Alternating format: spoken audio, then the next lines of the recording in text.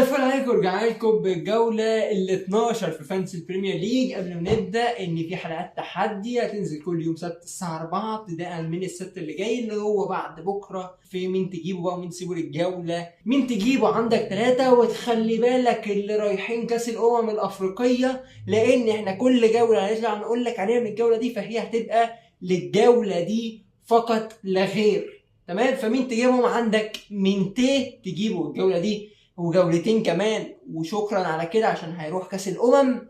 اللاعب التاني هو بالارد لاعب ساندرلاند اللي هايل جدا، وتياجو مهاجم برينتفورد. مين تسيبه؟ عندك سيسكو للاصابه، جيوكرش للاصابه، محمد صلاح مستواه سيء وبالاضافه انه راح لكاس الامم. طيب مين بقى تستنى عليه؟ جاك جريليتش تستنى عليه، جواو بيدرو تستنى عليه، وجوردن لاعب نيوكاسل. الثلاثه دول تستنى عليهم. في منهم اللي مصاب هيبقى الجوله دي فقط، ولكن تمام يعني تخليهم معاك حد. مين تكابتنه للجوله دي؟ عندك هالاند بلا شك لاعب هايل جدا، عندك سيمينيو وفي شكوك ان هو هيلعب ولا لا، فدي برضو خلي بالك منها، انما لو هو هيلعب اساسي فطبعا روح كابتنه.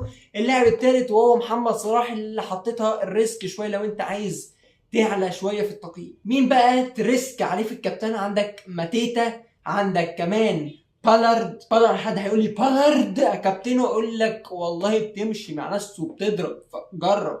اللاعب الثالث برضو وهو تياجو لاعب برينتفورد. دول الثلاثه اللي تروح كابتنهم. مين بقى اختياراتي للجوله دي؟ الثلاثه وهم بروبي لاعب سندرلاند، والثاني وهو كروبي لاعب برينتفورد، واللاعب برومو سوري، واللاعب الثالث وهو بينو جيتنز. عارف ان ممكن ما يلعبش كتير، ولكن عندك جو بيدرو مش هيلعب بنسبه كبيره الماتش اللي جاي. اختياراتنا للجوله ال 12 في فانتسي البريمير ليج.